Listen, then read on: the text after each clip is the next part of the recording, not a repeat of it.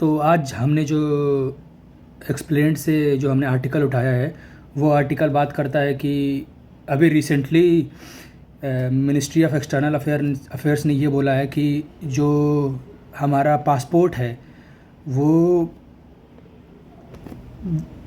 Proof नहीं है कि आपका सिटीजनशिप, आप इंडिया का सिटीजन हो। तो अगर पासपोर्ट हमें ये वेरीफाई नहीं करता है कि हम इंडियन सिटीजन हैं तो क्या करता है, इसमें बेसिकली यही डिस्कस किया हुआ है और सारा पर्सपेक्टिव डिस्कस किया हुआ है। तो इसमें ये बताया हुआ है कि आर्टिकल 5 से 11 तक कॉन्स्टिट्यूशन ऑफ इंडिया और द सिटीजनशिप एक्ट 1955 वो डिफ़ाइन करता है इंडियन सिटीजन होगा कौन। तो उसमें बेसिकली 5 तरीके दिए हुए हैं। उसमें दिया है सिटीजनशिप बाय बर्थ, अगर कोई इंसान अगर इंडिया में पैदा लेता है तो उस केस में वो इंडियन सिटीजन होगा। फॉर द बर्थ राइट, उसमें कई सारे कैटेगरीज़ हैं। पहला कैटेगरी है 1950 से लेके 1987 के बीच में जो पैदा हुआ है तो वो इंसान इंडियन सिटीजन कहलाएगा। और दूसरा कैटेगरी है वो जो इंसान 1987 से लेकर 2003 के बीच में पैदा हुआ है, उस केस में कोई भी अगर उसका एक पेरेंट अगर सिटीजन ऑफ इंडिया रहा है at the time of birth तो उस केस में उसको इंडियन सिटीजनशिप मिल जाएगी। और जो 2003 के बाद से जो पोस्ट 2003 बॉर्न बेबीज़ हैं उनके लिए या तो कोई भी पेरेंट सिटीजन होना चाहिए इंडिया का, एंड वो कोई भी एक इंसान इलीगल इमिग्रेंट नहीं होना चाहिए। मतलब कहने का मतलब ये है कि अगर एक फादर मदर हैं उसमें से दोनों में से किसी एक इंसान इंडियन सिटीजन होना चाहिए और उसमें से कोई भी एक इलीगल इमिग्रेंट नहीं होना चाहिए, नहीं तो वो सिटीजन नहीं कहलाएगा। यह है सिटीजनशिप बाय बर्थ। और दूसरा है आपका सिटीजनशिप बाय डिसेंट। जो भी इंसान आउटसाइड इंडिया जन्मा है और उसका कोई भी एक पेरेंट या तो मम्मी या पापा इंडियन सिटीजनशिप ग्रांट उनको हो गया है तो उस केस में क्या होगा कि उसको इंडियन सिटीजनशिप मिल जाएगा। अब तीसरा दिया हुआ है सिटीजनशिप बाय रजिस्ट्रेशन। सो इस केस में क्या होता है कि कोई भी इंसान या तो मैरिज या एंसेस्ट्री के थ्रू अगर वो इंडिया में या तो इंसान वो मैरी करता है या वो उसके एंसेस्ट्रीज इंडिया में पाए जाते हैं तो उस केस में उसको इंडियन सिटीजनशिप मिल जाएगा। और ये चौथा जो है ये है सिटीजनशिप बाय नेचुरलाइजेशन। तो नेचुरलाइजेशन प्रोसेस ये बोलता है कि आपको कंटिन्यूसली 12 महीने इंडिया में रहे हो आप, और उस 12 महीने से पहले 14 साल आप इंडिया में रहे हो। जब 12 महीना अप्लाई करने से पहले आप 12 महीने इंडिया में रहे हो और अप्लाई करने के से 14 साल पहले आप इंडिया में कम से कम 11 साल रहे हो, तो इस केस में बोलता है कि नेचुरलाइजेशन के थ्रू कि आप सिटीजनशिप बाय नेचुरलाइजेशन।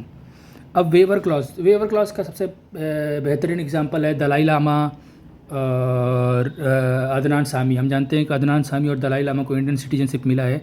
तो वेवर क्लॉज ये बोलता है कि कोई भी इंसान जो service of science, philosophy, art, literature, world peace को है, उस केस में सारे कंडीशंस जो एक्ट के सारे कंडीशंस हैं उसको हटा के उनको इंडियन सिटीजनशिप दिया जा सकता है।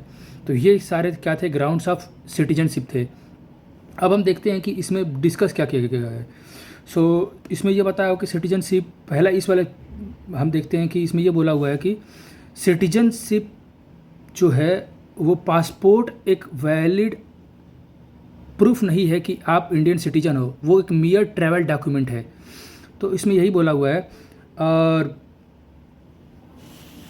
जो भी एलिजिबिलिटी फॉर पासपोर्ट क्या है, पासपोर्ट के लिए एलिजिबिलिटी दिया हुआ है सेक्शन 20 में, और उसमें यह बोलता है कि पब्लिक इंटरेस्ट में सिटीजन इवन नॉन सिटीजन को भी पासपोर्ट ग्रांट किया जा सकता है। इसका एक प्राइम एग्जांपल है जो तमिलियंस थे, जो इंडियन ओरिजिन तमिलियंस थे श्रीलंका में, तो उनको वापस इंडिया आना पड़ा। तो गवर्नमेंट ने उनको रिकॉग्नाइज़ करा, उनको मतलब पासपोर्ट प्रोवाइड करा।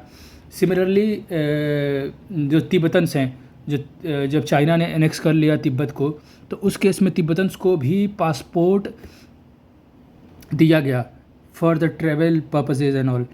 सो कोर्ट ने क्या हेल्ड किया अभी रिसेंटली, जो हमारा सर इलेक्टोरल रोल हो रहा था, स्पेशल इन्वेस्टिगेशन रिवीजन हो रहा था, जो अभी इलेक्टोरल रोल का रिवीजन हो रहा था, उस केस में जस्टिस सूर्यकांत और जस्टिस जयमाला बागची ने ये ऑब्जर्व किया है कि जो भी 11 डॉक्यूमेंट्स प्रेस्क्राइब करे हैं हमारे, जो भी हम 11 डॉक्यूमेंट्स प्रेस्क्राइब किए गए हैं हमारे इंडियन सिटीजनशिप एक्ट्स में, द सिटीजनशिप एक्ट 1955 में, वो डॉक्यूमेंट ज़रूरी नहीं है कि आपको वो सिटीजन घोषित करते हैं, दे आर मियरली, बट उसमें पासपोर्ट को एक एडेड एक्स्ट्रा रिस्पॉन्सिबिलिटी दिया गया है।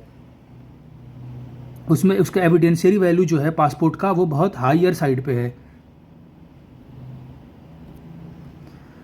इसी सिमिलर सा केस है Sarbananda Sonowal versus union of India. उसमें ये बोला था कि जो बर्डन ऑफ प्रूफ है कि आप इंडियन सिटीजन हो, वो इन पर्सन पे लाई करेगा, ना कि स्टेट पे। कि आप इंडियन सिटीजन हो वो स्टेट बताएगा, वो आप बताओगे, ना कि स्टेट बताएगा।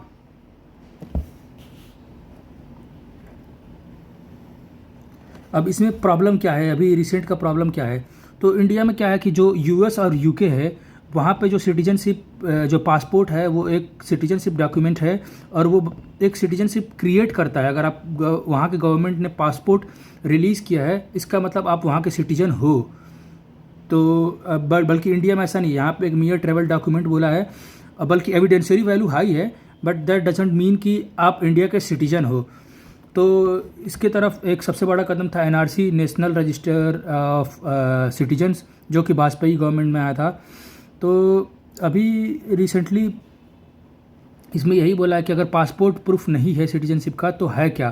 तो बेसिकली वही जो सारे 5 ग्राउंड्स हैं जो द सिटीजनशिप एक्ट 1955 में दिए हुए हैं। पहला सिटीजनशिप बाय बर्थ, दूसरा सिटीजनशिप बाय डिसेंट, तीसरा सिटीजनशिप बाय रजिस्ट्रेशन, एंड चौथा सिटीजनशिप बाय नेचुरलाइजेशन और वेवर क्लॉज। तो ये हमने देखा कि अब तक, तो इसमें सबसे इम्पॉर्टेंट है क्या, इम्पॉर्टेंट ये है कि जो भी सिटीजनशिप है वो कैसे एक्वायर्ड होगा और कैसे वो सिटीजनशिप इम्प्लीमेंट होगा, उसके लिए गवर्नमेंट को क्या करना चाहिए। तभी रिसेंटली उसमें कदम उठाया गया है, एनआरसी जो लाया गया है, नेशनल रजिस्टर फॉर सिटीजनशिप। तो वो चीज़ इम्प्लीमेंट होना चाहिए जिससे कि एक स्ट्रॉन्ग जो सिटीजनशिप का है वो प्रूफ मिल सके। तो यही पूरे इस आर्टिकल में डिस्कस किया हुआ है। आई होप कि आप सबको समझ में आया होगा। Thank you so much.